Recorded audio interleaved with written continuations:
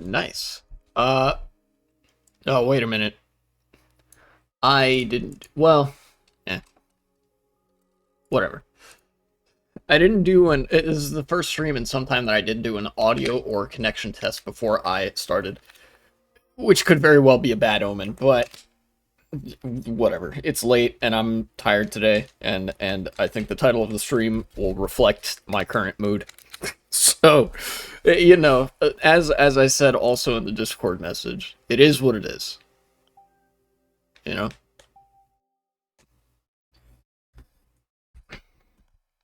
I figured I would come back to streaming because I like it. It's good. I had a downer couple of days. How the fuck did I know you were streaming, Lamau? I just opened Twitch. Good question, because I didn't know I was streaming until I sat down and decided to stream like a couple minutes ago. I just opened Twitch. Nice. By the way, this isn't the time I usually make it a habit to stream at, but it'd been a little while since I last streamed, and I wanted to come back to it, get some of my thoughts out into the ether, and all that. I'm not gonna be doing all that much like news cycle shit, or maybe I will be, given like maybe what your interpretation of that is. But again, for good thing I'm a night owl. Ah, cool. But once again, for sort of a preview as to what this stream will entail, refer to the stream title. Shit's bad. It's pretty bad. Wait, why is this still a part of the tags? Get that shit out of here. Creative mode? The fuck does that mean? This is Mario Kart, not Minecraft. I've stayed away from the news for a few days, so I have no idea what's going on at the moment. Well, just genocide, as usual. Israel has been, attacking UN positions, and when I say UN, I mean blue helmets, towers clearly marked with UN, United Nations, in Lebanon. They have been shooting at them with tanks, and I don't know if there are any deaths on the part of the UN yet, but this is now, this is a two-front war, and on the Gaza front, or rather, a one-front war, one-front genocide.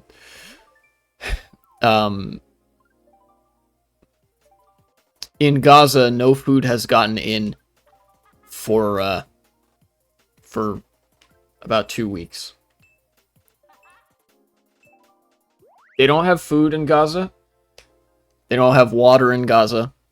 And the Israeli government has announced like a thing that they call the General's Plan. It's just the final solution.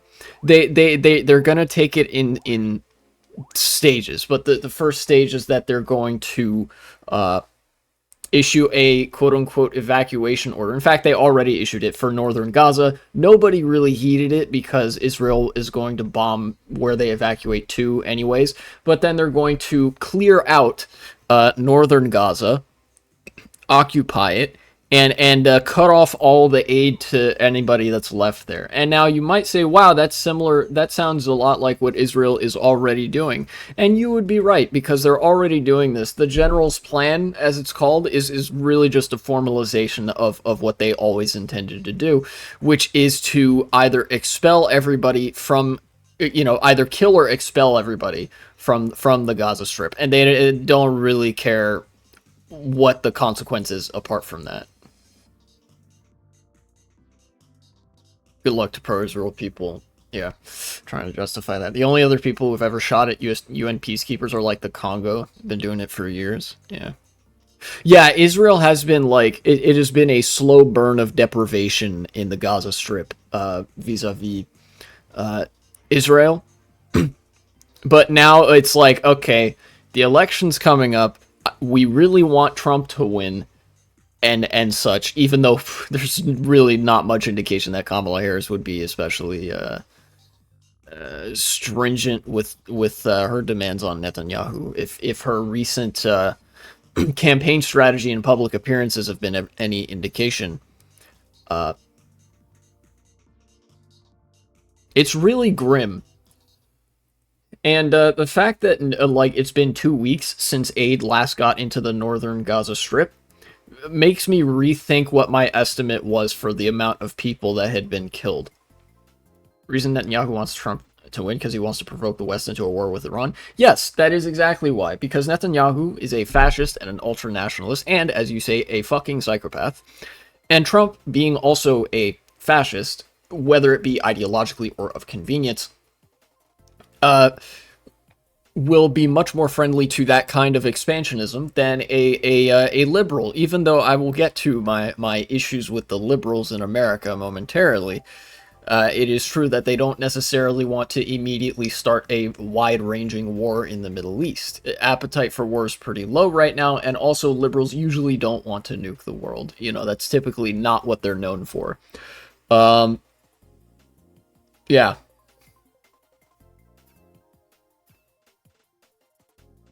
It's gotten to the point where I don't think I have anything to say anymore.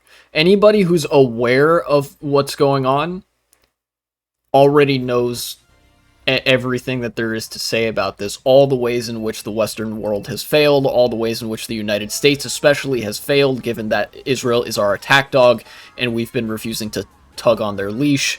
Ow. And you know, this only happened because the United States let it happen. And because, you know, Israel's fucking insane. But, like, in an alternate universe where Israel was still insane, but the United States is willing to stop them, like, they get stopped. Like, that's it.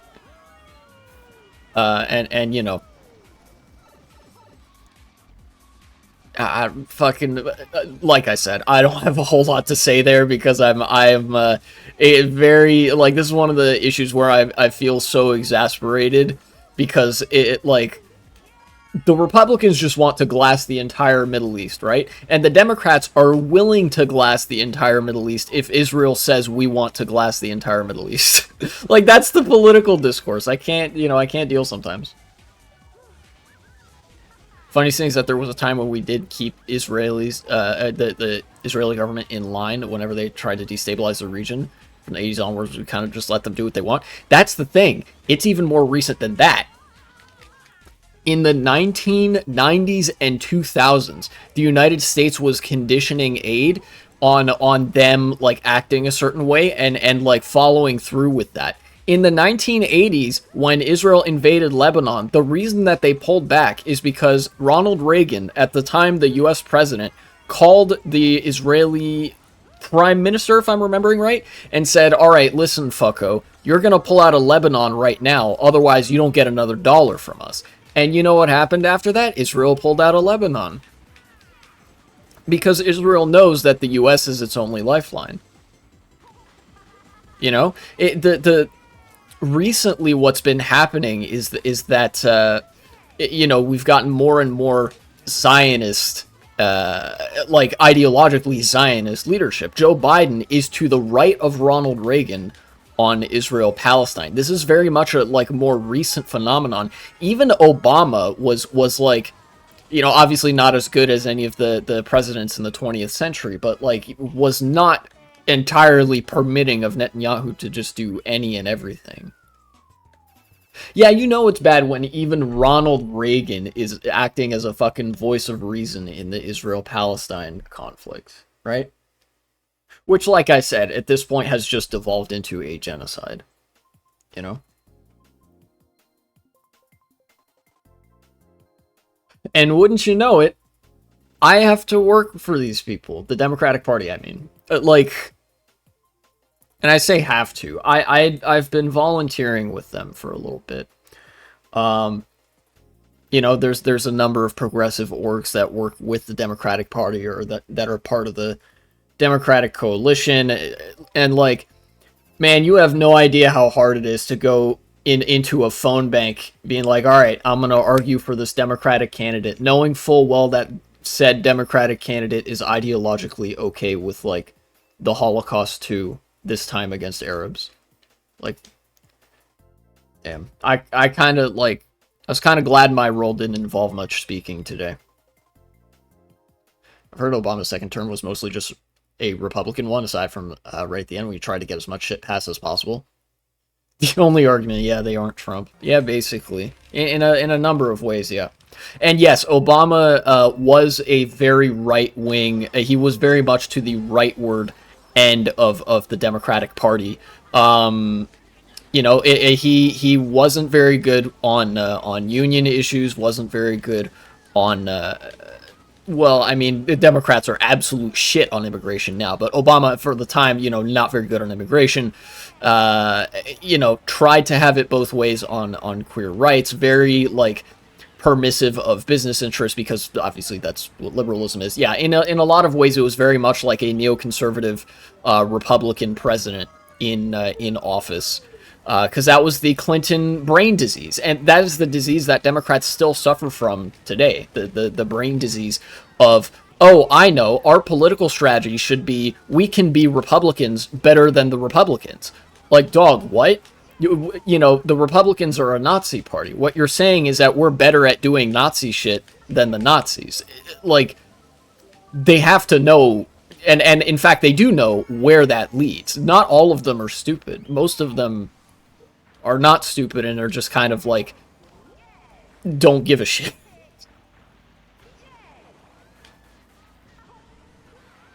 I'm just going to use this here. He was unable to stand up to the GOP in Congress. Not unable, unwilling. Pick the only person more right-wing than him to go against Trump. Yeah, that being Hillary Clinton.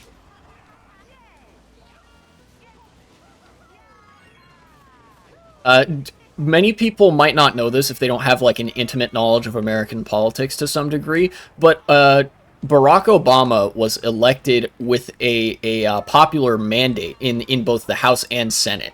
In 2000, I believe it was leading up to the 2010 midterms, or potentially even part of his second term. He had both the House and the Senate under the control of the Democratic Party, and he compromised on issues where he didn't need to. In fact, I remember it was 2012 to 14. Obama had control of the House and Senate. That is to say, the Democratic Party had a majority in both chambers of the legislature, and they chose to do nothing.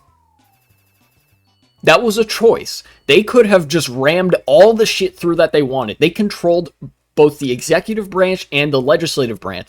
That is almost carte blanche to be like, all right, we have this, and this policy priority. We're going to revitalize the welfare state. We're going to bring unions. We're going to bring unions back. We're going to protect the right to organize. We're going to make it easier to vote. Blah, blah, blah, blah, blah. They could have, if they wanted to, do all of that. There was literally nothing stopping them. And they elected not to do it. It was pure choice. It was purely, they chose not to make things better because they wanted to play nice with Republicans.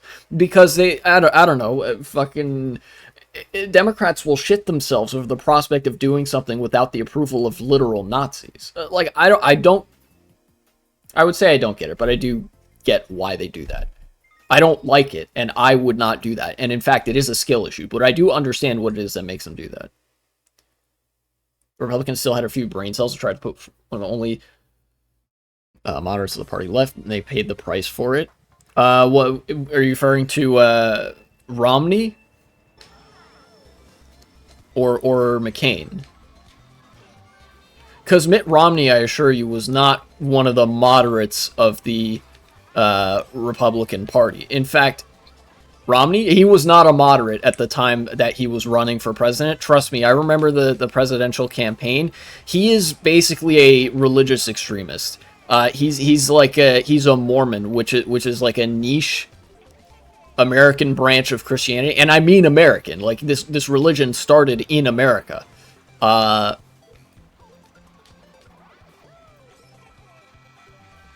And for the time, he was actually on the rightward fringe of the Republican Party, and in fact picked a running mate in the campaign who was comparatively pretty far out there with him.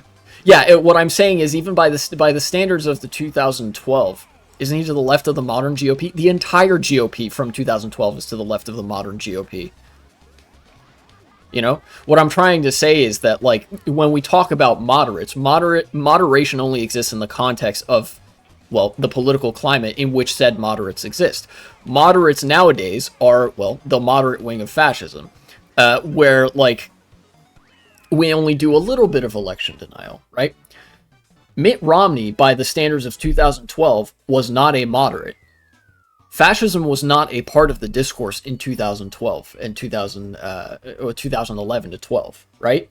Neoconservatism and some of the beginnings of that, the nationalism that was on the rise, that was part of the discourse. But by the standards of the day, Mitt Romney was by no means a moderate. Yeah. And neither was Paul Ryan. Paul Ryan was known for, like, being basically like a libertarian. And when I say libertarian, I don't mean like the cool kind of libertarian, like libertarian socialism. I mean the kind of libertarian that wants to get rid of Social Security and Medicare and Medicaid and make everybody work until they're 90 years old. It's scary how quick it went rightward. Well, yeah, I think the pieces were all there, right? And it's not just America where this has happened. In America, it's just unfolded a little bit differently. Across most of the first world, you had this affected every country on earth, but, like, you had globalization, which resulted in a hollowing out of local labor movements, because it transitioned the world from high stage capitalism, where business was conducted in a very state imperial sort of way, to late stage capitalism, where business was much more disconnected from the artifice of the state, at least in a direct fashion, but revolved even more around basically how do we outsource slavery so we get to be, like, compliant with labor law and such at home, but are enabled to get the cheapest possible shit abroad, right? Like, that's a lot of what late stage capitalism is. The 1990s was the transition period, the 1980s and 90s, I should say. With globalization having the results that it did, how is local labor, how is domestic labor supposed to compete with literal slave labor in terms of, like, I guess you would say bang for the buck, right? You can't, because slave labor is unpaid. You're getting free labor to produce shit.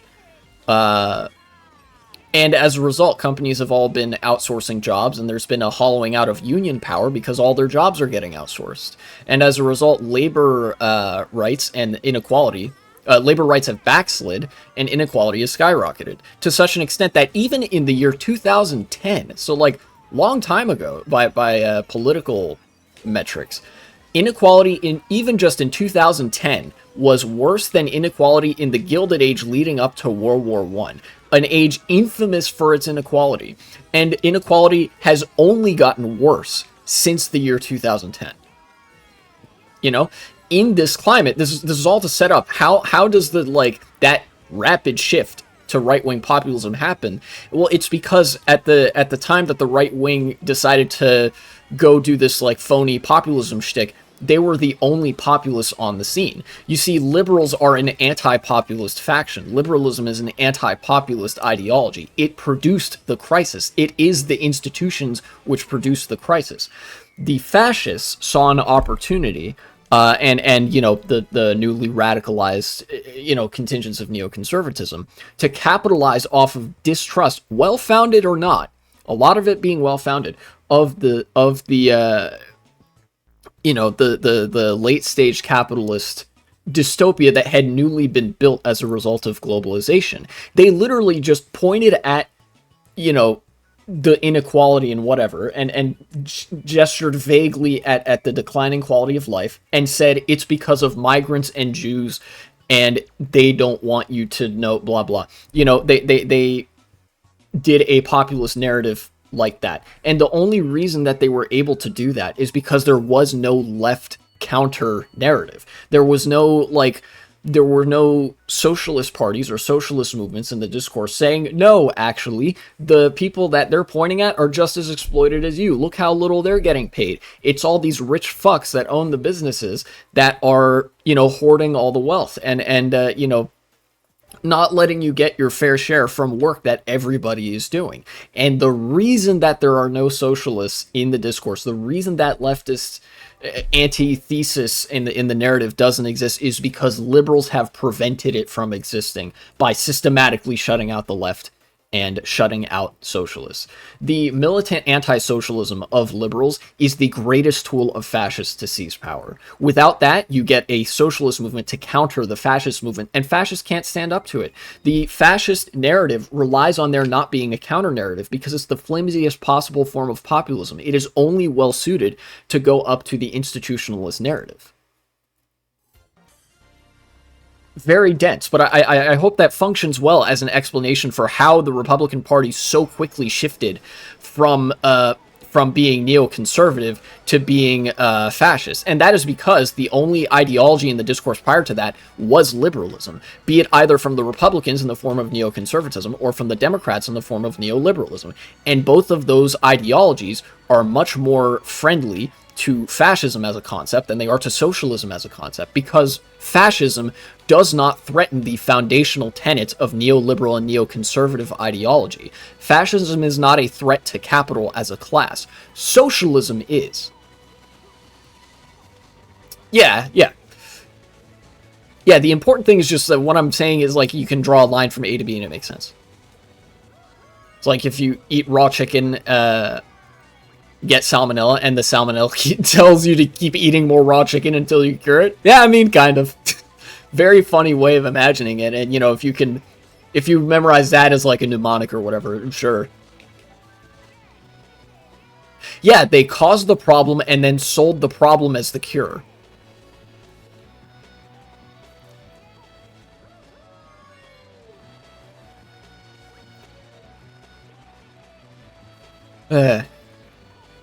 Such is the nature of my frustration with the Democratic Party, both on Palestine and on economics. And I wanted to talk a little bit about that, about one of the other natures of my frustration, still having to do with a similar concept, but, like, I've been reading The Mass Psychology of Fascism lately. In fact, I've been trying to read it more consistently. It's a very, very good book. And it explores a lot of the foundations of Nazi ideology, and how the Nazis were able to seize power so easily, so quickly, and basically eclipse a lot of socialist movements with similar rhetoric, but while being also very obviously conservative, while appealing to shit like the nation and whatever. Like, how did such a blatantly counter-worker, like, anti-worker movement seize the workers, like, in such a way? Like, how did this happen? How did we let this happen, right?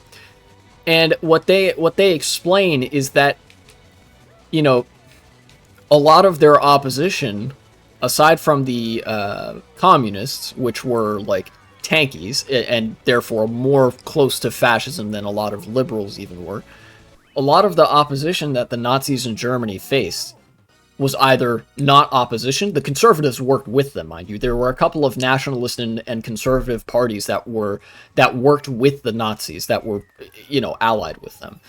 But then the liberal parties and the center parties basically lost the moment the fight began because they chose to fight on the Nazis' own terms. They allowed the Nazis to presuppose some very conservative, anti-sex, and very authoritarian things. And one way in which this discourse happened was about abortion.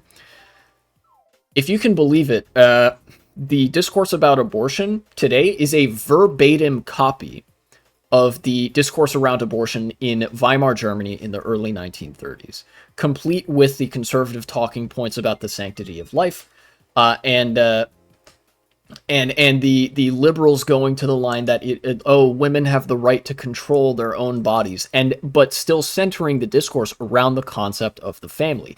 And that is why the liberals lost, because they are not that different from the fascists. They're like, again, it's like saying, hey, we're better at this same ideology. Like, the Nazis were the party of the authoritarian and patriarchal family, and the liberals tried to argue that they would be better representatives of that family model, which they weren't.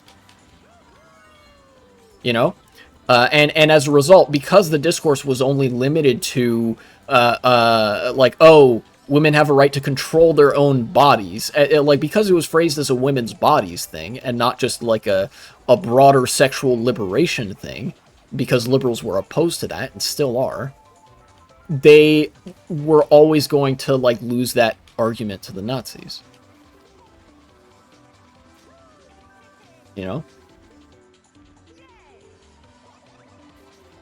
Of course, you know, since I'm racing, since it's late in the day and whatnot, it's kind of difficult for me to fully articulate my thoughts on this. But, you know, it was truly something to see how, like, how closely the Nazis resemble the modern Republicans, and how closely the liberals, their very ineffectual opposition, resembled the modern Democrats in their talking points.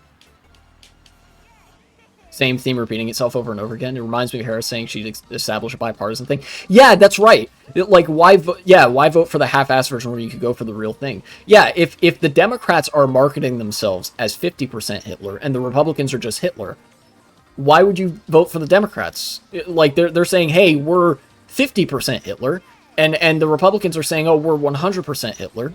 Like, if you vote for, like, there is no option on the ticket right now that excludes the Republicans from government. If you vote for a Republican, obviously you get Republicans in government. That's kind of implied by the voting pattern there. But then if you vote for Democrats, you still get Republicans in government, because the Democrats are saying, by the way, I'm going to fill the government with people from the opposing party. It's compromise for its own sake. And the liberals are just engaging in it for fucking, I don't know, no reason at all. Because they still think that this is the West Wing or some shit.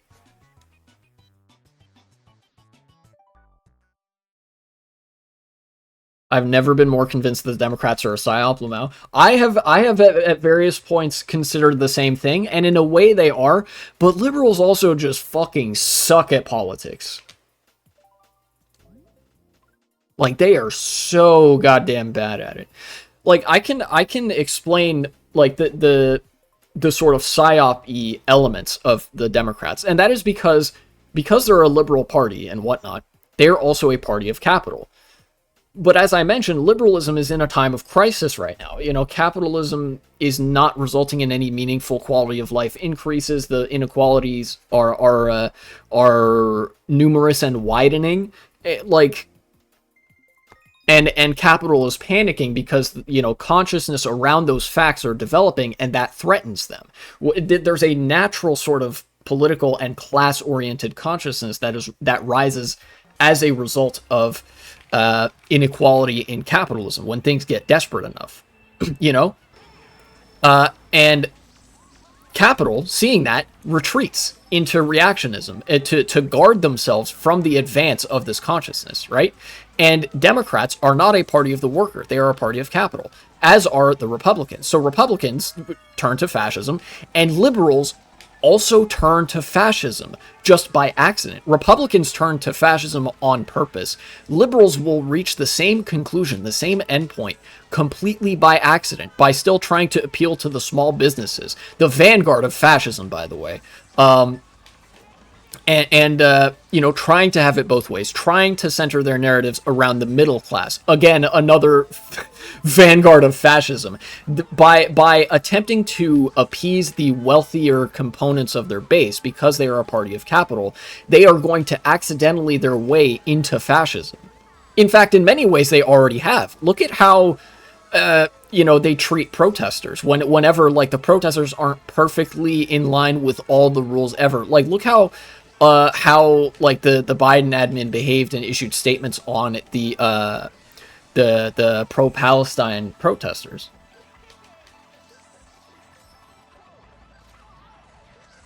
And a lot of the way that capital is represented in the Democratic Party is through leadership and consultants, right? Consultants of the Democratic Party notoriously fucking suck at their job, right? Like, consultants' job is to be like, oh, well, you consult them. It's like, hey, what do we do here? What do we do here? What do you think is a good idea here? But consultants don't have good ideas because they're ideas guys, and idea guys are fucking worthless. You know, it is a very typically capitalistic part of the Democratic Party apparatus, and as such, it is very literally dumb, you know, full of unintelligent people and inefficient. So you get, from the Democratic consultant class, you get such bangers, such gems as "I'm with her and it's her turn" as sloganeering. Great. A real message that will definitely appeal to real people, right? Then, in the Kamala Harris campaign, when it was much more of a broad-based coalition with grassroots organizing, without the consultants getting involved initially, what did we get? We got Tim Walz as the vice presidential pick. We got a lot of really good rhetoric. We got "we're not going back." We got "they're fucking weird." All of that. No consultants. And the consultants took that as a threat, as they should, because it showed that they are not necessary to the functioning of the party and to the functioning of politics, in the same way that capital as a class is not necessary to the functioning of a complex society.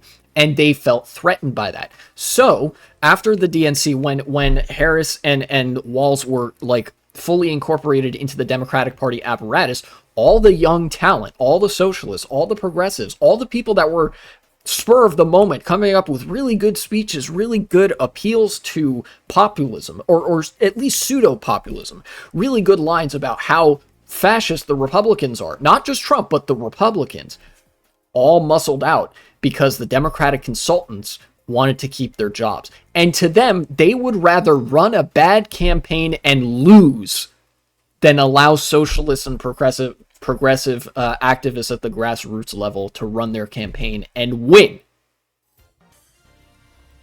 Right-wing liberal ideology is essentially just social Darwinism. Centrism is saying liberalism has a point, but it should be done nicely. The left rejects social Darwinism by definition. Therefore, centrism is Darwinism, but social Darwinism, but they're a bit nicer about it. Because they fundamentally believe in social Darwinism, they'll always think fascists have a point before they think the left does. That is to a degree true. I would say that, like, the if you replace social Darwinism with maybe like idealism or something like that. But no, yeah, you know what? Actually, social Darwinism does fit pretty well, because you think about when Kamala Harris said, you know, another line that I'm sure was workshopped by the consultants because it was bland as fuck and had no appeal, the opportunity economy. You know, the opportunity economy, it implies that you have to be able to capitalize on such an opportunity. I don't want life to be gatekept behind people's willingness and gumption, whether they have it or not, to capitalize on a marketized opportunity. I want certain parts of life, certain essential parts of life, to be basic guarantees.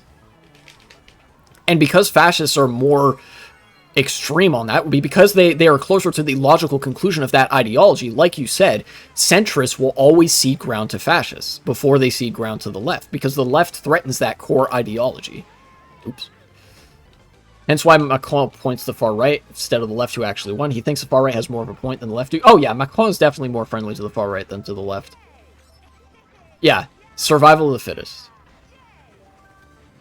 It's a misrepresentation of the scientific theory of evolution. Yeah, in a way it is. I know that how it actually goes is that, like, there are you know, I don't know, I guess you could say suboptimally fit organisms that survive all the same, but as a result of life being, like, gradually easier over time, you start seeing the more dominant traits, the more favorable traits in the wild.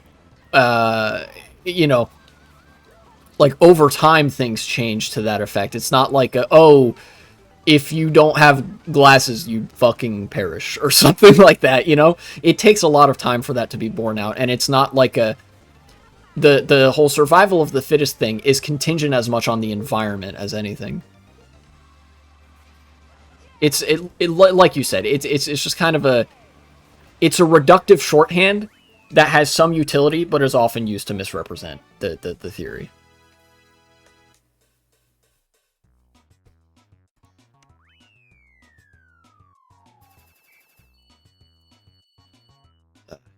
Yeah, I mean, in that whole spiel, I kind of yeah, it's more like what has a higher rate of survival. Yeah, it's a much more loose fitting game of statistics in that kind of way.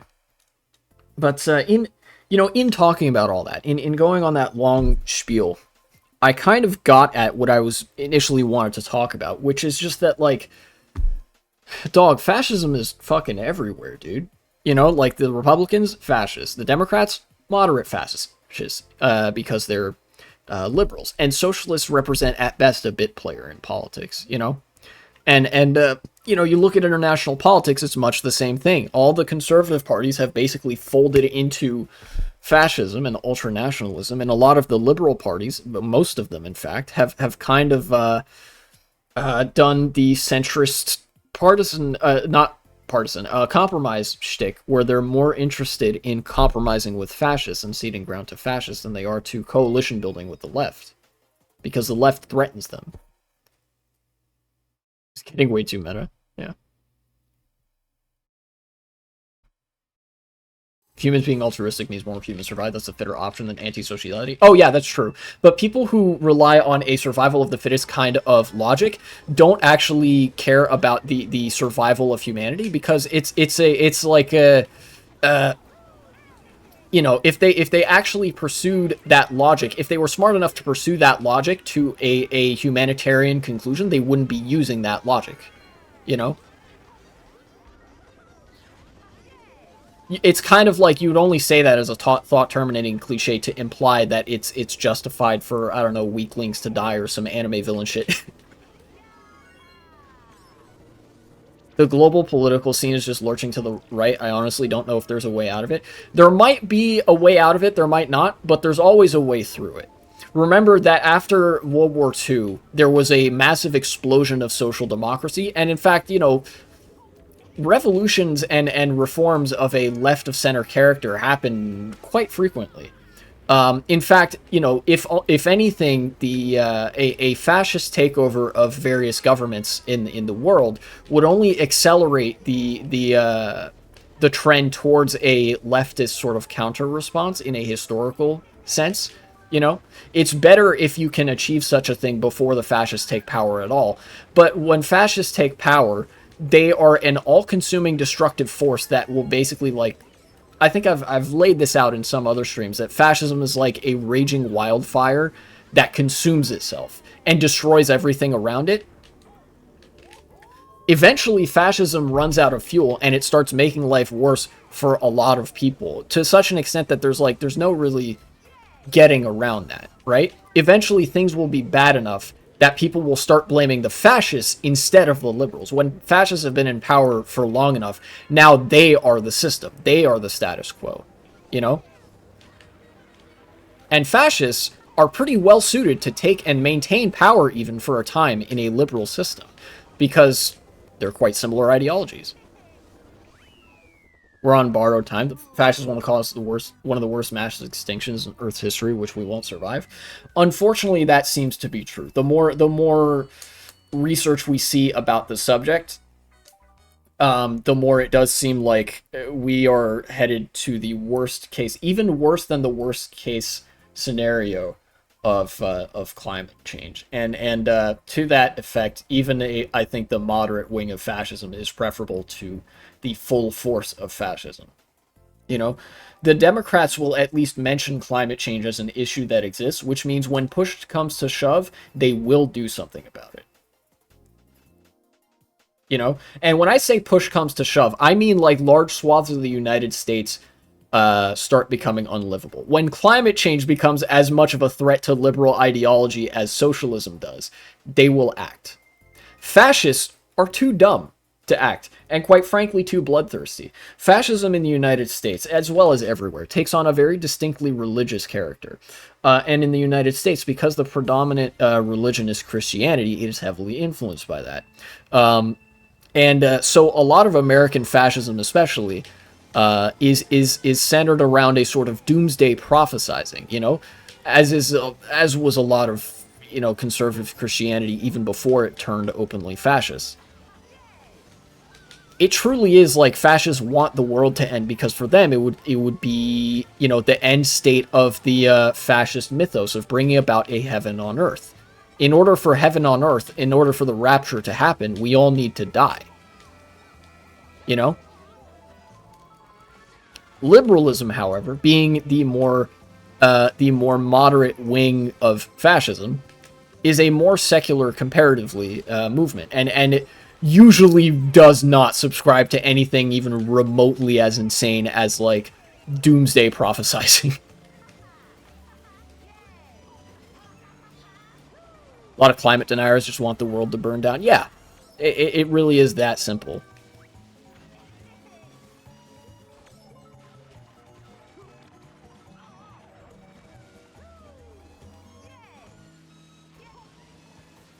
I'm somehow in first on this track.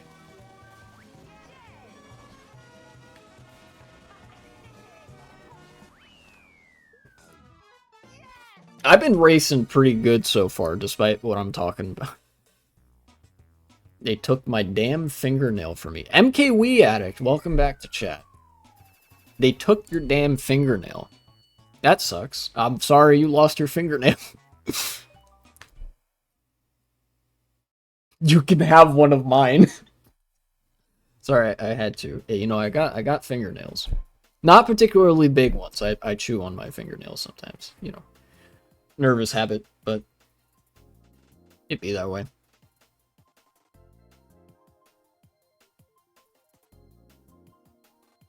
Aim, yeah.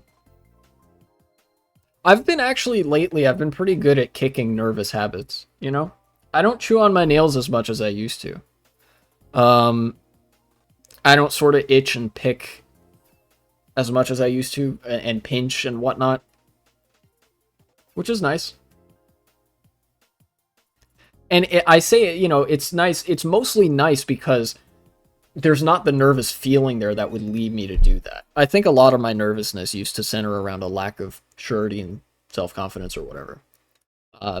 But I've learned a lot since, I don't know, whenever the fuck those habits were like really, really bad. Yeah. Nope. Oh, that's fine. I'm fine being in the back at the start of this one.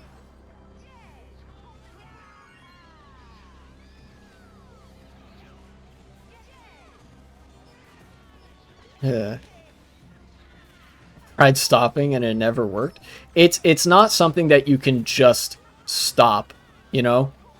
It takes, it's a little bit different than that. You can exercise a little bit of discipline around it, but raw discipline, if you have nervous habits, then raw discipline will never be enough to stop said nervous habits. What really would help is for you to address the nervousness that causes you to have those nervous habits, you know, if possible. You know, addressing the core nervousness and then having maybe a little bit of discipline on top of that, and you'll start to see it go away gradually over time, you know?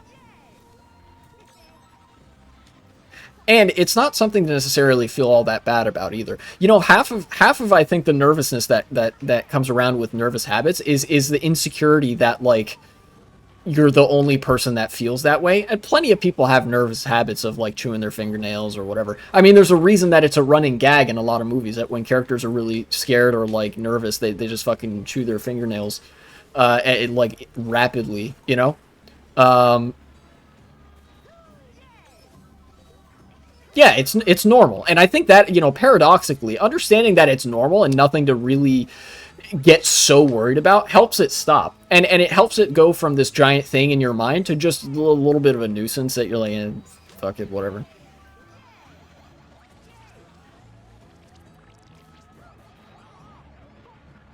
Oh no, those red shells are gonna hit each other. Okay, no, they hit him. I got a mushroom in this position. Okay. First place? Just I have anxiety, so I do it all the time. Well, yeah.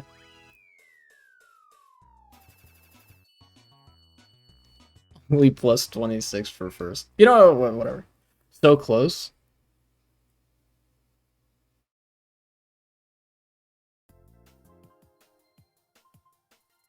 That was a close race ending. For a second, I wasn't sure if they would lag me or not.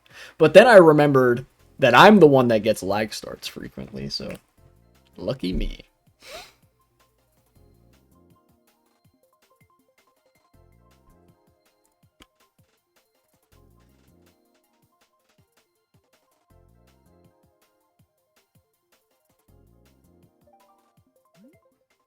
Yeah, when having bad internet is a plus. But the thing is, I don't have bad internet. I have really good internet, as you can tell by the quality of this stream. In fact, I've been looking at my bit rate. I've maintained a pretty steady 6,000 kilobits per second with no frame drops, and that's like not even scratching the surface of my internet connection. The problem is that I have a Wii U that is on a wireless connection, so the Wii U probably doesn't have that great of a internet capability, you know? Like, I'm not on Dolphin, I'm on console.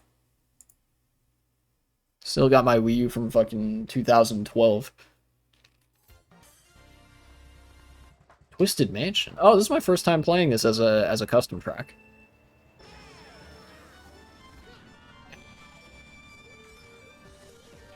Oh yeah, this part. The Bowser Castle floor. Fucking ow. Yeah, Nintendo not known for the Wi-Fi services, you know.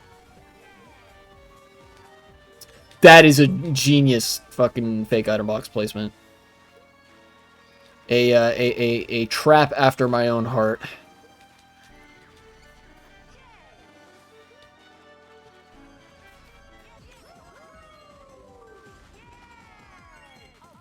Oh, dang.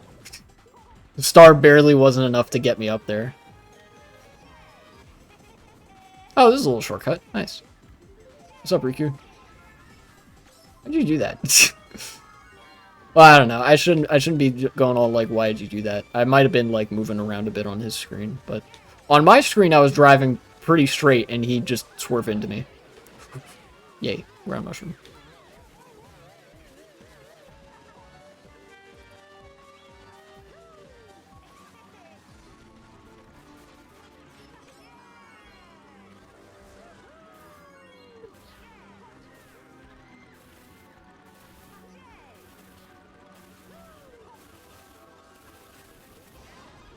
What's up, Rowan? Excuse me, I'm gonna need to get an item here. Thank you. And I'll just go on through here. Holy shit, first is way up there.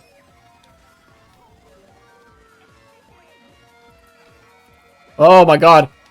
Cannot believe I didn't hit anything there. Jesus. I'm gonna clip that later. Actual, like, miracle that I didn't hit any of those items.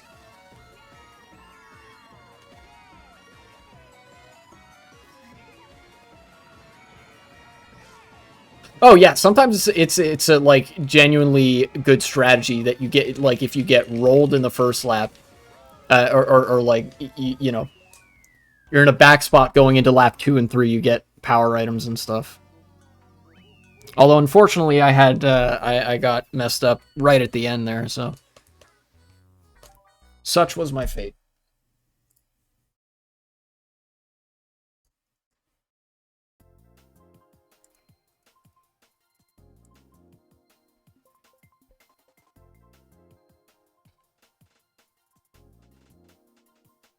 You get thwomp rolled.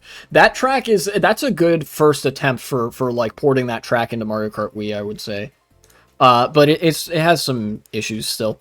The colors, the color palette for that track is very awkward. A lot of the colors are very harsh, with a lot of like staticky elements to them in such a way that it actually made it pretty difficult for me to see. You know, the reason I got hit by that thwomp is literally because I couldn't see it. You know, it was like there was so much visual noise in any given texture on the road or on the grass or whatever. Yeah, it's not very easy on the eyes, and but it's that, and then the road is pretty bumpy at various points. Yeah, contrast needs to be turned down a notch. Maybe. Actually, no. I think in some ways you would want a bit more contrast. You want contrast between the textures, not within the textures. Does that make sense? Like, see how the light beige here is relatively consistent light beige, and contrast the darker brown and green of the grass and mud off-road, right? Whereas with the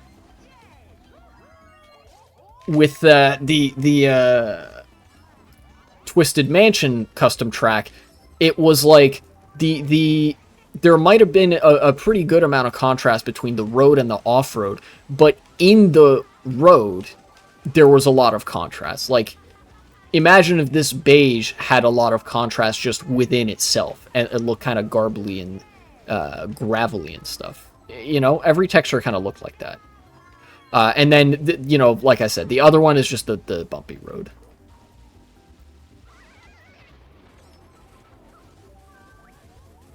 But those are really the only two things, and I think that is well on its way to becoming, like, a really good custom track. You know? Like, they actually, they did this, I think they took this lesson with Cloud Top Cruise. You know? Two pretty good ports, but the first one was much more of, like, you could feel it was kind of like a rough draft, and then the new one is really good. Fixes, I think, every major problem that the old one had.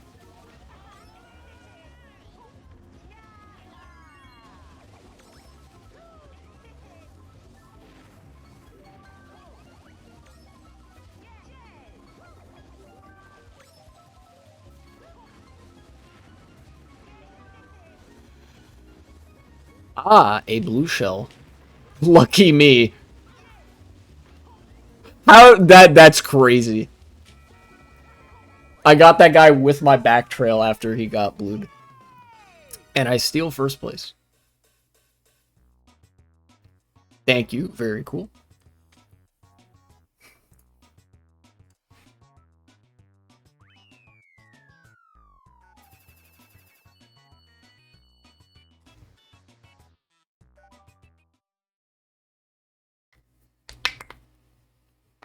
That feel when you're the one Mario Karting? Yeah.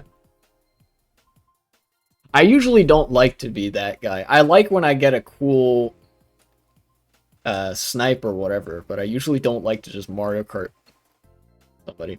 I feel kind of bad when I backspam someone. I don't feel bad when I backspam someone during the race, but at the line, I almost never do that. You know? Like, backspamming in first is a valid strategy to try to build a lead, and it's one of those things that, like, doesn't feel very personal and spiteful, you know? But then you throw a green shell back at the finish line on lap 3, like, that's just because you hate the guy behind you. Like, that's fucked up. You know? It's like when you're in a star and a guy's gotten blued or whatever, and you drive into them on purpose, like, and they're in a middle spot already. It's like, that's just because you fucking hate that guy, you know? Yeah, right at the end. Lap 1 and 2, it's all fine and good.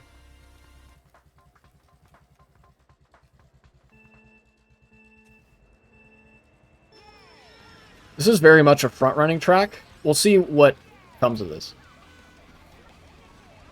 Ever get people who do that? Try to drive past people? I do that too. I try to just drive straight, make it very obvious where I'm gonna be. Oops. Like, drive past people. Yes, that's true. Unless they did that shit to me, and then, you know, an eye for an eye or some shit. All right. I'm gonna start using these.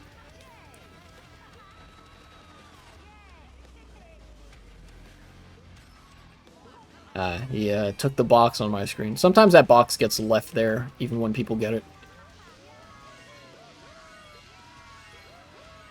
4 for 4. Very nice.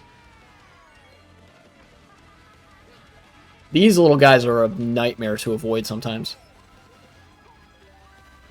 Alright. Banana in third, I'm pretty good with that. Even though where 4th place is like triple red shells territory. As I say that, look what the person behind me got. Well, no matter. I just do this. And now I'm pretty safe. I just outlined that person. Let's go. It's so rare that you get a genuine, like, just I outlined them, and that being how you pass them. That was completely by accident, I'll be real. I didn't mean to throw that forward. You chain this. Yo, what's up?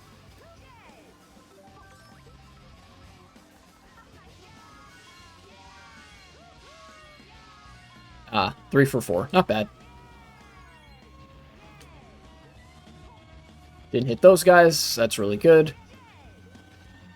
In before another blue shell. True.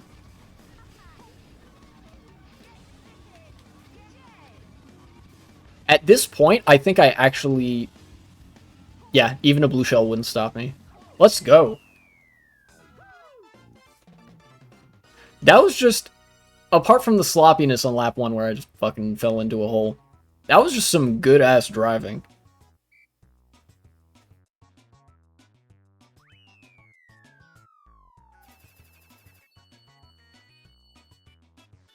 They see me rolling. Yeah. Professional hater hours.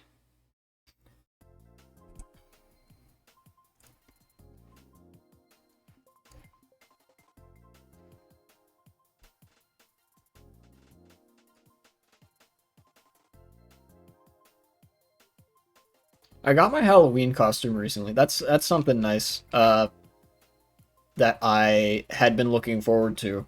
I always really like Halloween. It's probably one of my favorite holidays out of the year.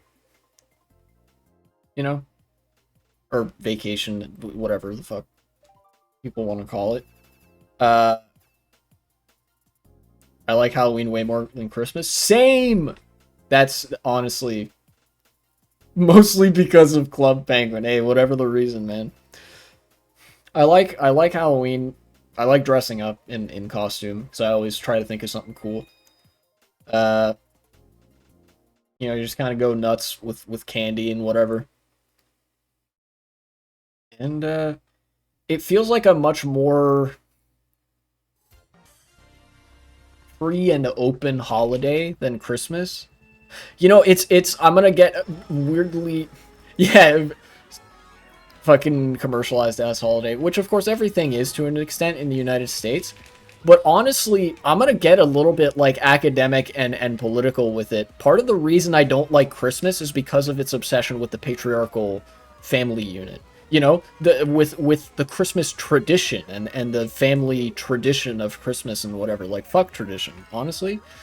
Halloween it has more so its cultural you know, imprint has mostly been people doing good-natured mischief and hanging out with friends, and if anything, I feel like there the focus would be more on chosen family than given family, and I think that is that kind of holiday resonates more with me. You know, the vibes on Halloween I think are just better than the vibes on Christmas.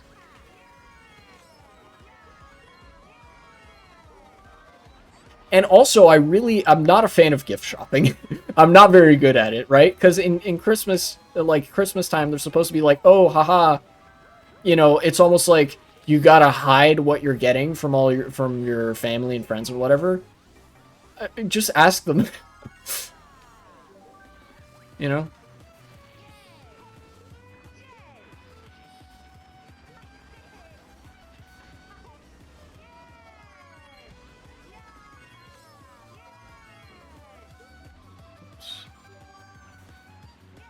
Yeah, Halloween with all your homies. How really got me.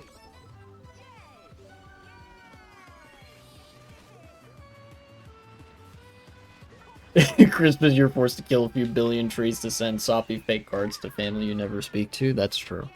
Yeah, there's much more in Christmas. There's like there's that emphasis on family that I actually don't much care for. You know, what if you have family that you're not on good terms with, or that you just don't speak to very often for one reason or another? What if you have family that you actively don't like and want out of your life? You know? And I know people will say, "Oh, well, you can just not." But the fact of the matter is, the kind of holiday that Christmas is results in it being used as like a cudgel for family to try to enter into your life in a way that, in my experiences with friends who have had bad family relationships, can be very toxic. You know.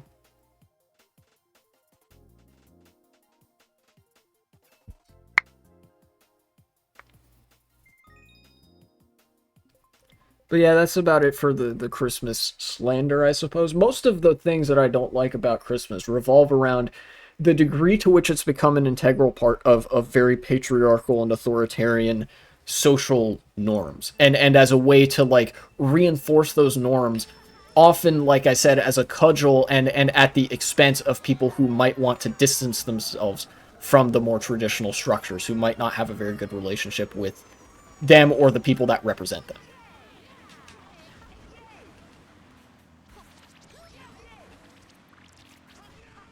But Halloween actually doesn't fit very neatly into that. Not anymore, at least. There are a lot of ways in which, obviously, Halloween being commercialized and stuff like that fits into, uh, you know, like a very market capitalism kind of world and whatnot. But there's a lot more freedom in the concept of Halloween than there is in the concept of Christmas, I think. You know?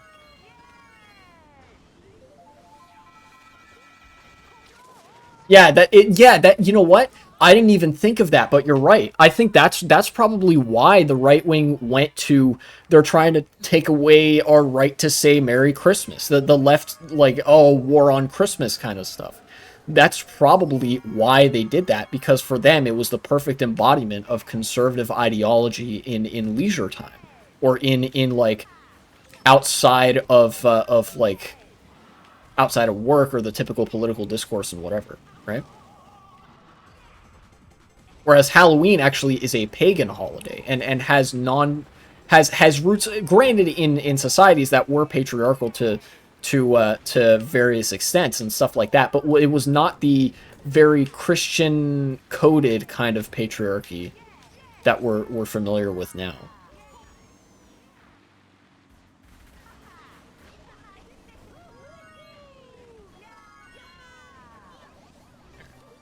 Oh wait, that wasn't the okay. I'm dumb. Started in Scotland, if I recall correctly. Yeah, Halloween was a Gaelic, Celtic holiday. It's hard to say where it really started, because the origin of Halloween is the Celtic New Year. It's Samhain, right?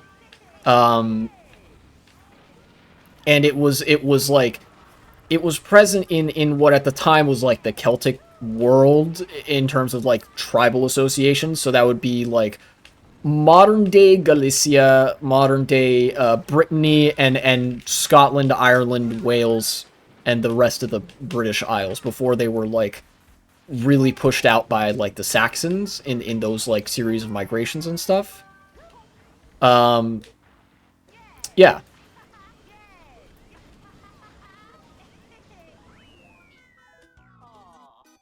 Anglo Saxons. Yeah, that's right. Yep.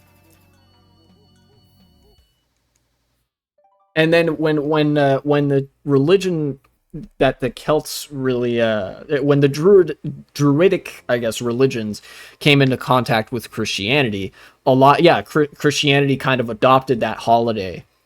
In fact, it's it's not so much that we like appropriated it as it is that when people converted, when people were converted in like proselytizing missions on the islands, they wanted to keep their old holidays and stuff. You know, all the Christian holidays are originally pagan.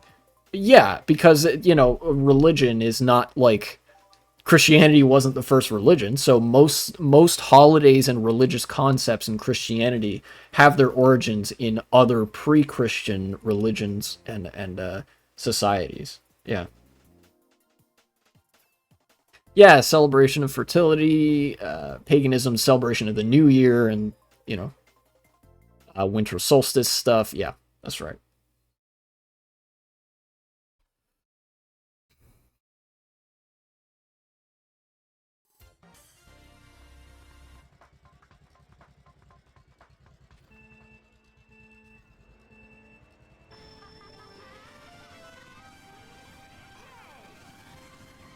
Oh, somebody's on the Piranha Prowler?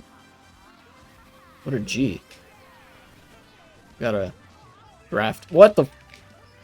I didn't even... okay. Christmas tree thing is originally from Germanic paganism. Oh, I know. The Yuletide log.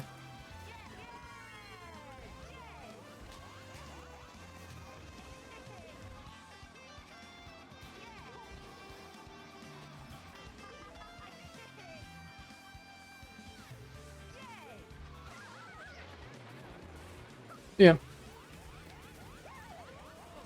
But yeah, all that to say, Halloween's coming up. And I got my costume. I'm going to be Red from Pokemon Fire Red. Specifically from that game, because it's a pretty doable costume with not so much plain clothes as like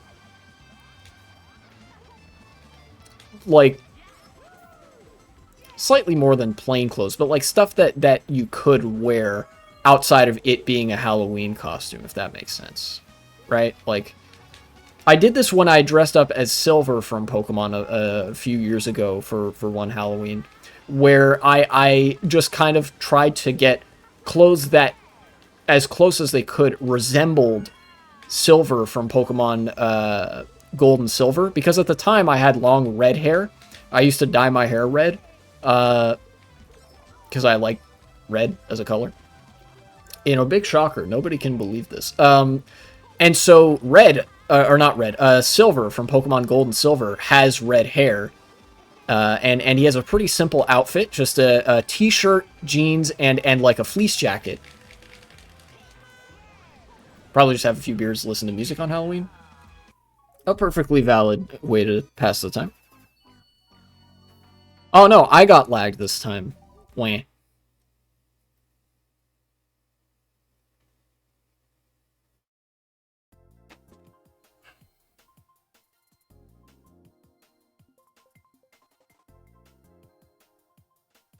Yeah.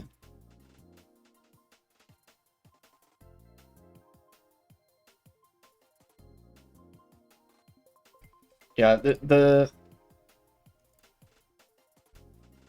holiday coming up is something nice to look forward to, but then right after that is an election that I was like, am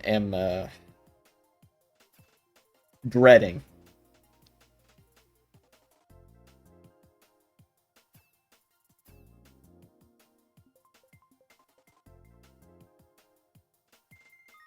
Election and then Christmas, yeah. Oh, don't forget Thanksgiving, too. Look, I work in retail, so I see all the Christmas bullshit nonstop. That's gotta be rough.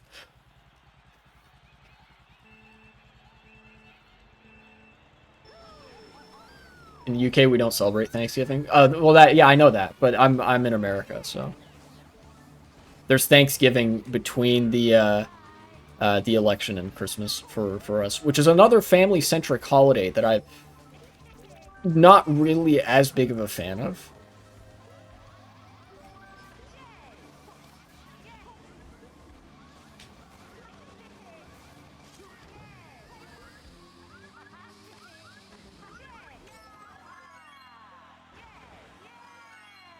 I can't believe I got that. I'm kind of correct. Yeah, Thanksgiving was brought over. Yeah, the Puritans, not only did the British think they were nutcases, they were too crazy for the fucking Dutch. And the Netherlands was like where you went if you were a religious reject. You know, if you were a religious extremist, that was too, like, a bit too much for the moderate, like, Christian church and states. They sent you to the Netherlands. But the Puritans were too crazy for the Netherlands, even. They were like, no, we don't want them.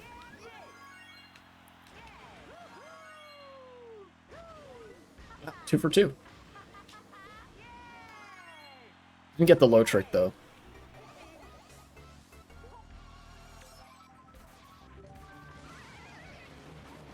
That's actually a pretty good POW shock combo for me, I think. I'm gonna get big at some point on this section, I believe. Yep. Get blued. Do you say the Puritans are a big influence on American culture? Oh, they objectively are. It's not a matter of conjecture. We know that they were a big influence. You know, there were a number of different like political and socioeconomic groups that composed early colonial America. The Puritans were one of the big ones, and a lot of people who were seeking religious refuge from the monarchies of Europe at the time. Uh, uh, but there were also just colonists that were there for more economically motivated reasons, and then there were business interests, early capitalists, like very early capitalistic business interests, like mercantile capitalism. You know, kind of that capitalism feudalism hybrid. Uh, but yeah, ideologically speaking, the Puritans were a very vocal bunch, and the sort of Puritan attitude that we think of America as having is not even remotely as extreme as what the Puritans of the 1610s and 20s adhered to, right? Like, there's a lot of religious sort of pearl clutching in every country, but also in America, and that's because there were a lot of like kooky religious movements in America that were sort of. It's hard to explain, you know. It's best to just leave it at there were a lot of kooky religious movements that had some things in common with the Puritans that have been a large ideological influence on America, and then tell you to go watch Knowing Better's videos on all those religions. Because you know, that's my frame of reference. Yeah, a lot of the nutters came here.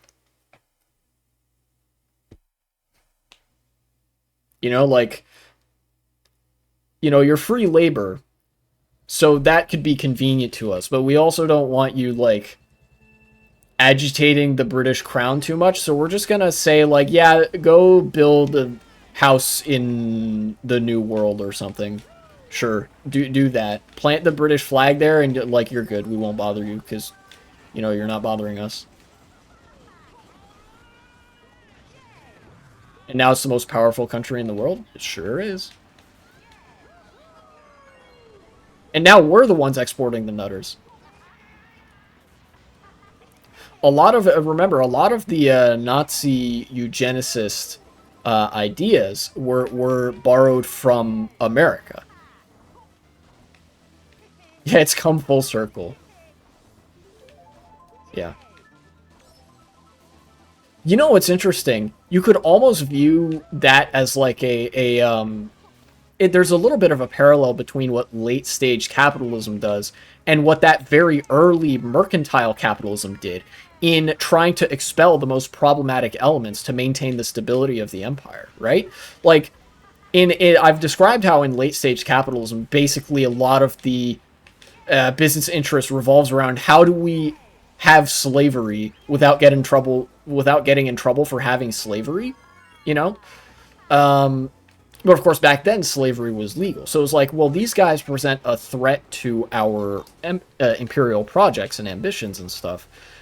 So why don't we just kind of export them or expel them, you know, to where they will be still convenient to us in a myriad of ways, but where we don't really have to directly contend with them. I don't know. It could be like a false similarity there, but it's something I noticed. You know, don't know if there's anything there, but I'm smart for doing that. Yeah. Now I'm probably gonna get like second or third as opposed to getting blown up at the end. Uh,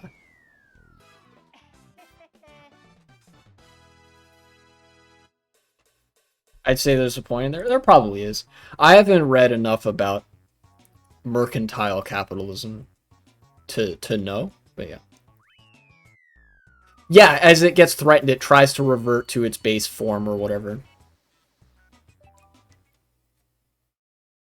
Yeah, like it's possible that having slavery domestically threatens, would pose that kind of accelerationist threat as would having the fucking crazies. I don't know. Again, haven't read a whole lot about that.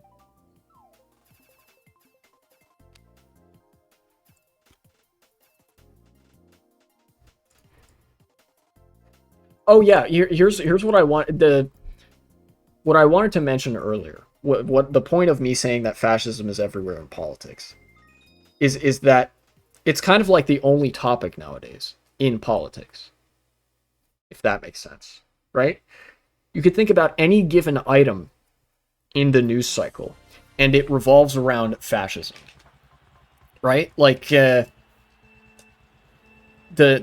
Republicans being open fascist, the Democrats being moderate fascist, and then Israel, the main item in international politics, being run by also insane fascists, and the Democrats moving more to the right as capital is threatened by a sort of like resurgent labor movement, I guess, and you know, the sort of opening contradictions of a late capitalist system, whatever.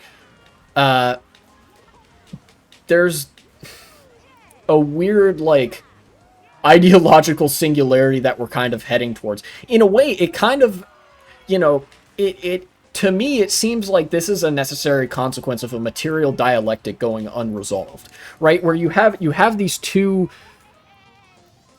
opposed interests. You have the capital class, which owns the whole economy, and then you have like the mass of workers who have distinct interests, and these two things exist in contradiction to each other, and like if it's not overtly the interests of if it's not like a straightforwardly socialist or anti-capitalist project, it is destined to fall into fascism eventually, because that's where capitalism, like liberal capitalism, necessarily leads to that point,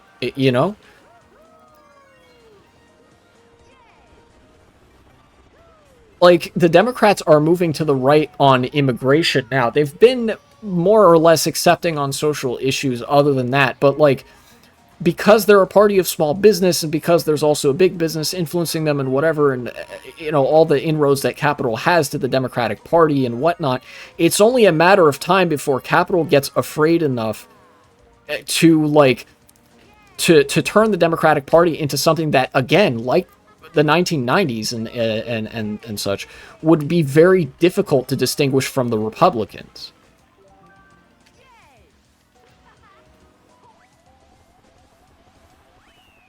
Outrageous Group says A, so media reports on A, more people see A, the moderate parties have to start embracing A. Yeah, that's exactly right. Because the news media will only ever report on things that fascists say and do, because fascists are the ones dictating the discourse, and liberals are basically non-participants in their own system.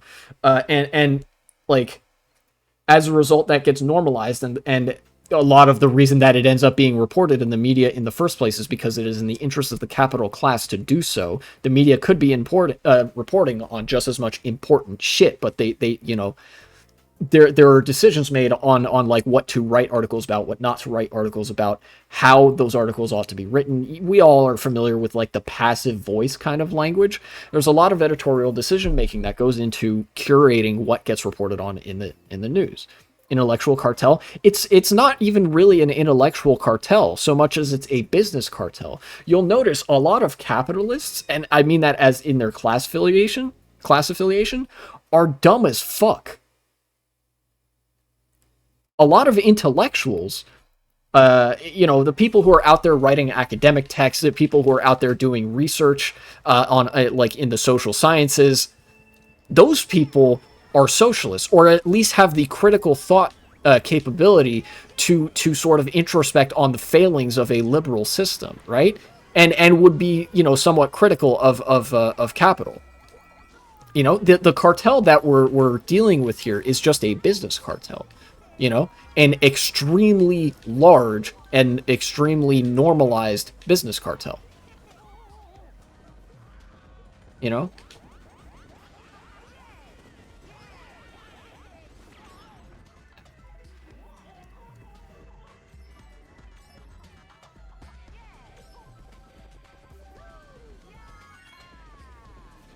They own all the media. Yeah, yeah. The because media is privately owned, as are pretty much most things in a capitalist system.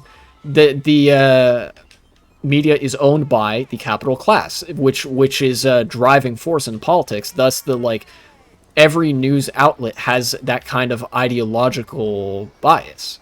Yeah, and as a result, the capital class has a very, very large sway in controlling the narrative. And that's how they manufacture consent.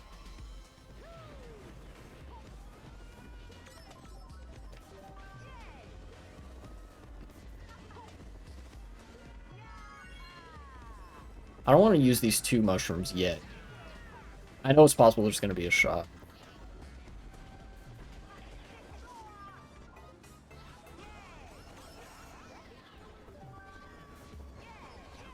But yeah, there's a predictable pattern of well, various things that leads to fascism coming about, because it's ultimately less of a threat to the class of people who run the show than anything else, you know.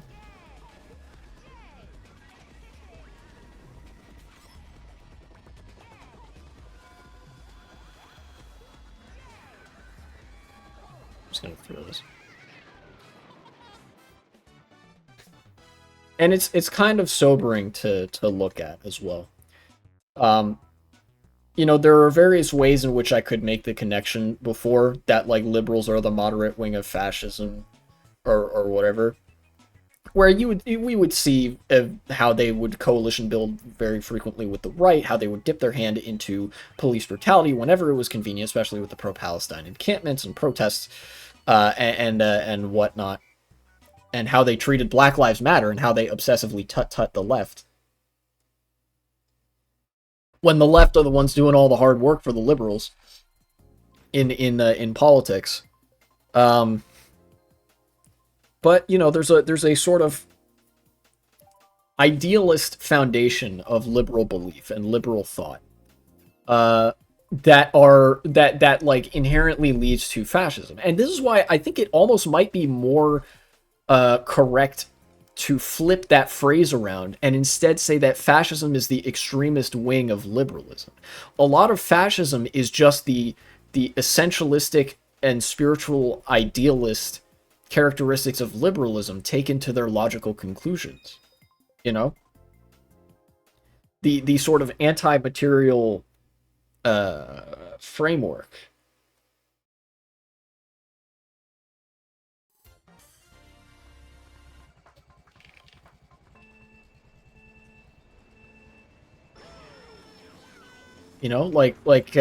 When liberalism enters a stage of crisis, it's not just that fascism arises as a result of liberalism being in crisis.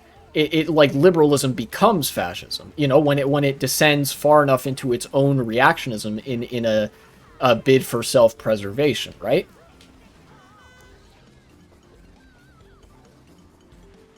American police are just a paramilitia at this point. Oh yeah, the police in America are a gang. It's like a mob.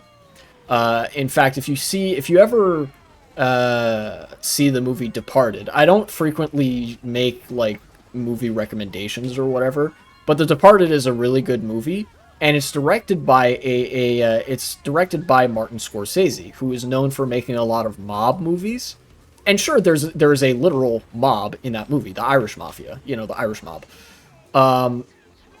complete with mob bosses and all that. But the police fit really, really well into that narrative, into a mob storytelling format.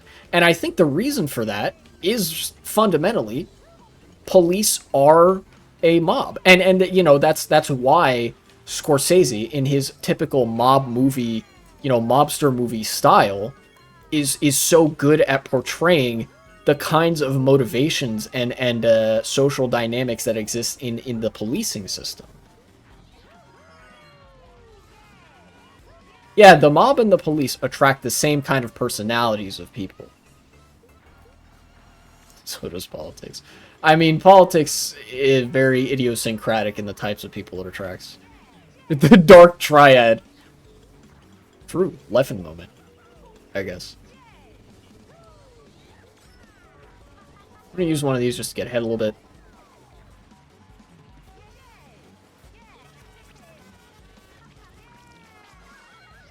No, I got target shocked in second.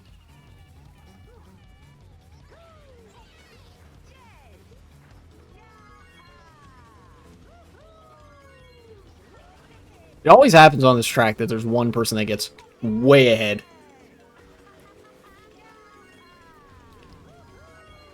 There we go.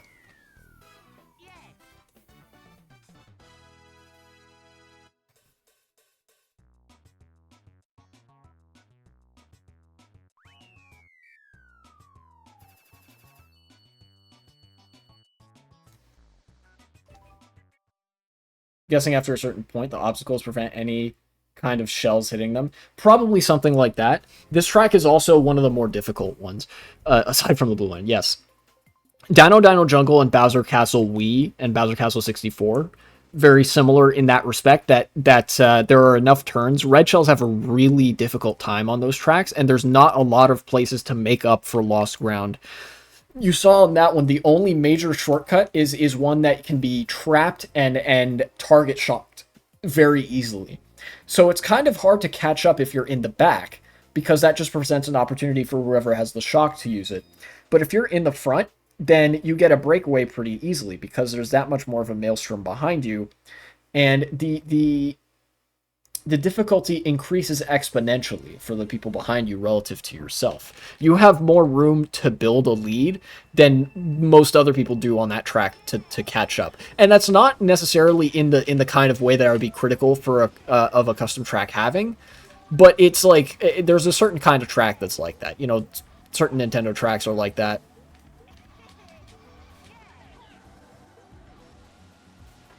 Oh, this track might even be one of them. A Mach Bike murders the Flame Runner on these turns, by the way. Look at that shit.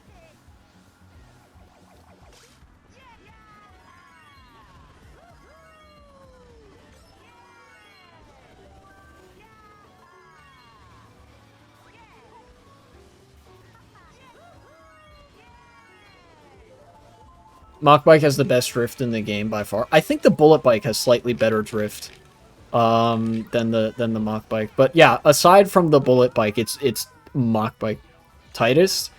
No, well, like I said, I think the Bullet Bike can drift a little bit tighter, but you lose some weight. You lose weight and speed on the Bullet Bike that you have on the Mach Bike, and in Mario Kart Wii you kind of can't afford that because you get more airtime, and you don't want that airtime.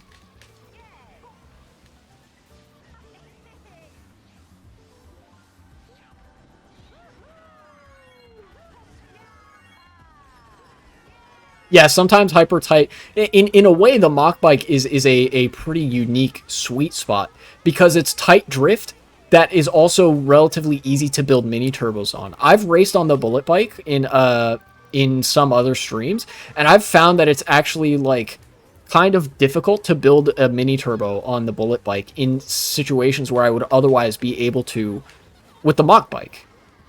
And that's because it drifts so tight that, like, you know, you would have to go way tighter, make a tighter turn for the same, like, mini turbo accumulation.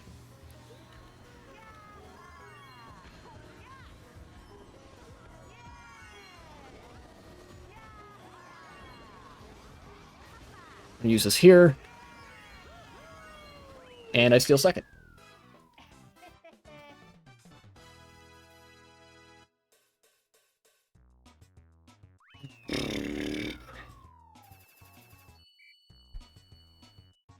Solid race? Yeah, that was a pretty solid race. I think I brought it back pretty well.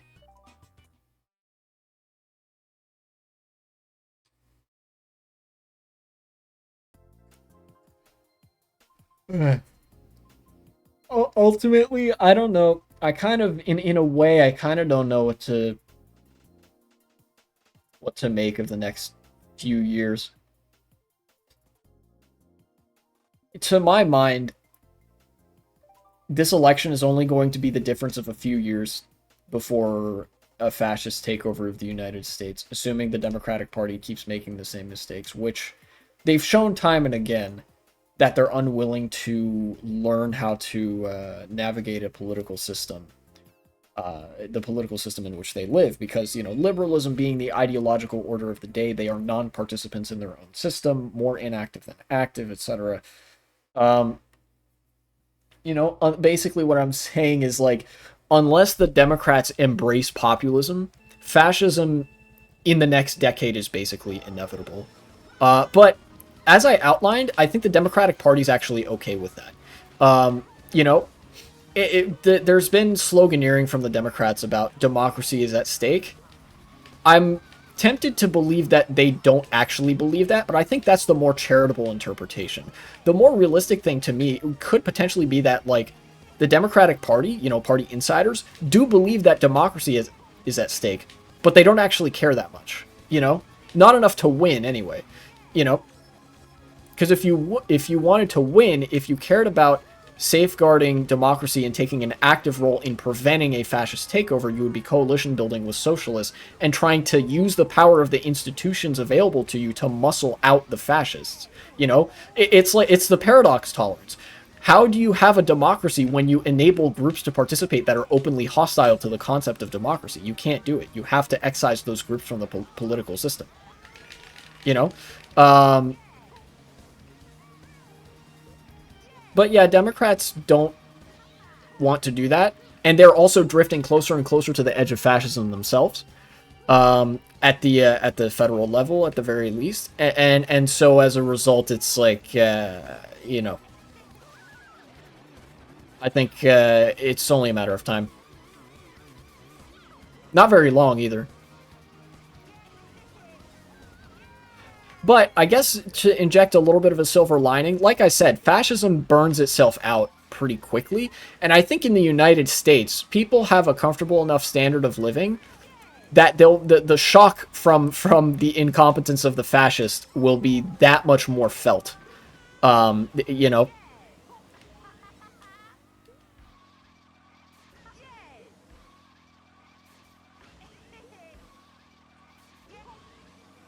Democrats are rich people that benefit from Republican Republican tax cuts and shit. Yeah, that's true. Or rather, the Democratic Party insiders and leadership are. Because remember, you know, plenty of people are registered Democrats and Republicans who are working class or on the very lower ends of the middle classes. You know. Yeah. In fact, 99% of people in this country, Republican or Democrat. Yeah, yeah, the people higher up, of course. The like party leadership and inside membership.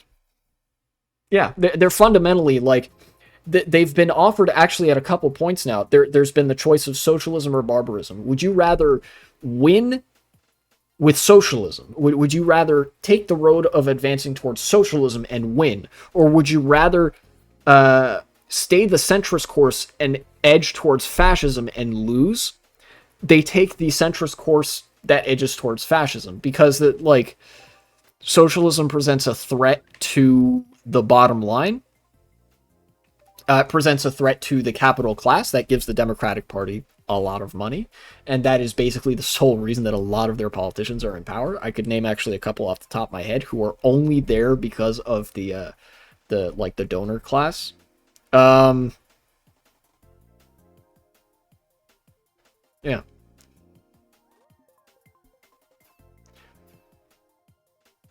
Hopefully, if anything, maybe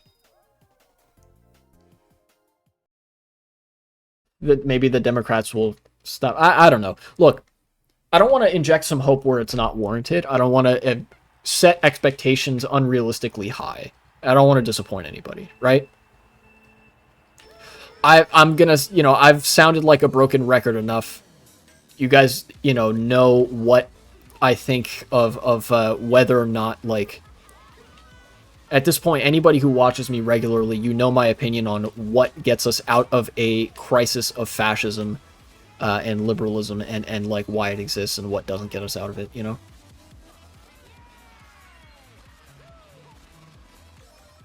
So I don't think I really need to repeat that. American political system is heavily corrupt. Well, hold on a second. Let's not discount Europe in all this. You know?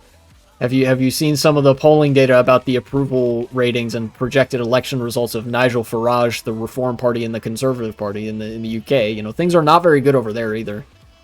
Wasn't mutually exclusive. Yeah, that's true. Yeah. I just, you know, it is important to understand that this is a common crisis that America is also suffering from. You know, a lot of the shit that I say about Democrats could be applied to a lot of liberal parties the world round.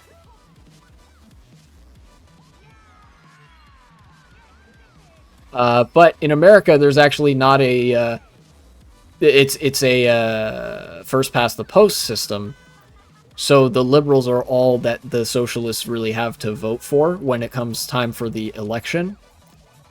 You know, there's not like a socialist party or socialist coalition, you know, of smaller parties or whatever.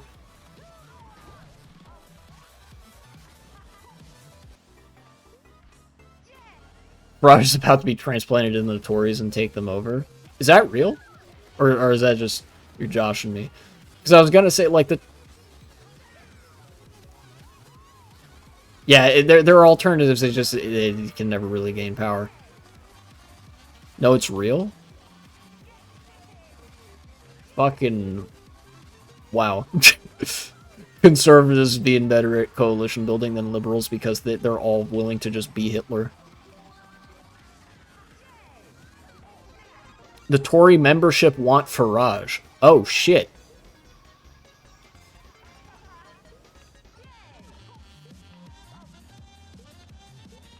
Thus. Oh, nice. Last second shock dodge. And I get second. This is the same membership who voted for fucking Liz Truss over Rishi Sunak. Yeah, that doesn't surprise me very much, you know? That really doesn't surprise me. I think I'm going to do one more race and then I'll call the stream there.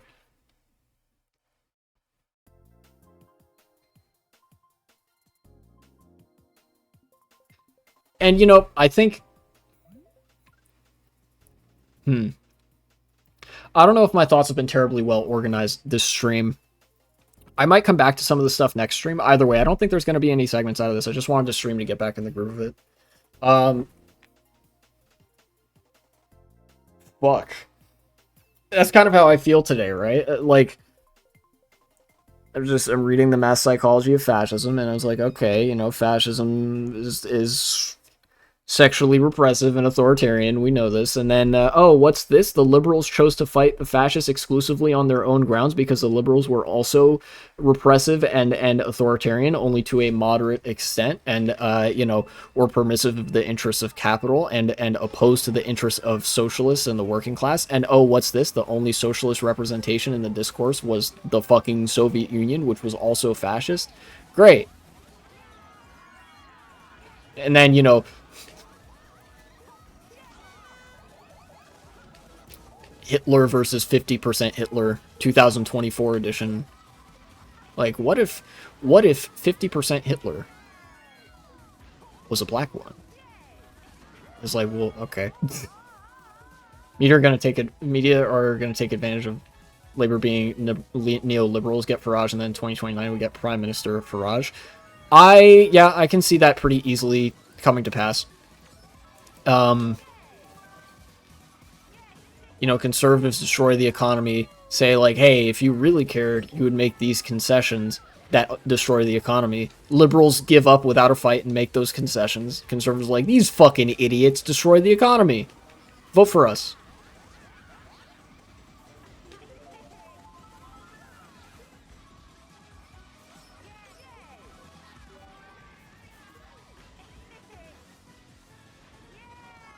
Certified Lamau. Yeah, the oldest fucking trick in the book of politics. It's just sad. Tale as old as time.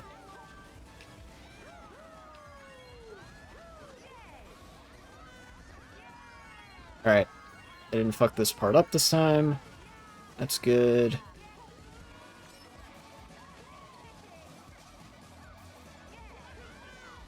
I'm gonna use a mushroom here. There's too many people around for me to comfortably wheelie there.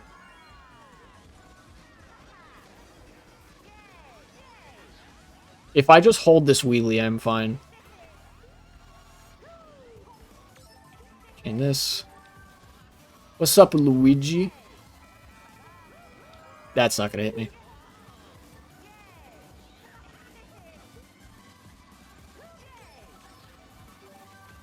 Another mushroom.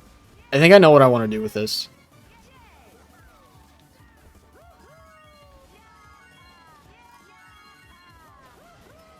Oh, hell yeah. Low trick? Let's go.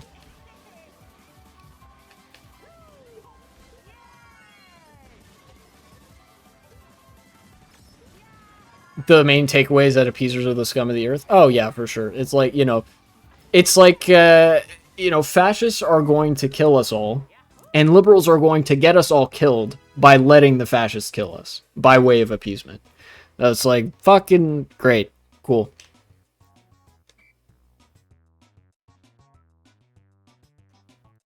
Can't wait for the global far-right sweep to happen all at once. And for, like, every right to just be rolled back instantly. Yeah, we're scrapping the Voting Rights Act and the Civil Rights Act and the fucking, the Constitution and also the 19th Amendment and also the 14th and 15th Amendments and the 13th Amendment. Slavery is legal again. Fucking, yeah. Yeah, flashbacks to Germany invading Czechoslovakia after promising not to. You know, except this time it's Israel invading Lebanon after not promising not to, but the US lets them do it anyway.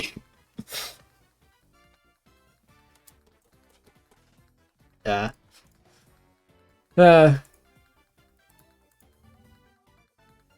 I know that, you know, for sometimes I feel like the tone I strike with politics can be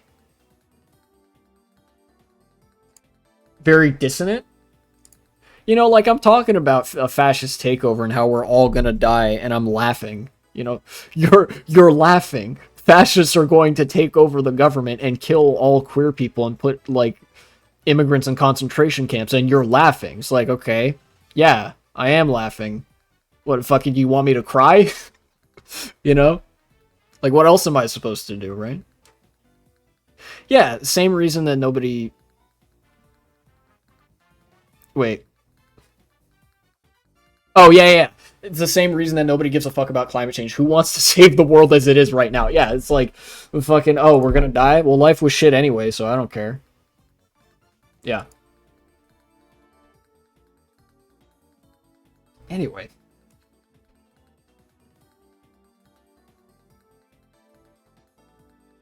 I am going to...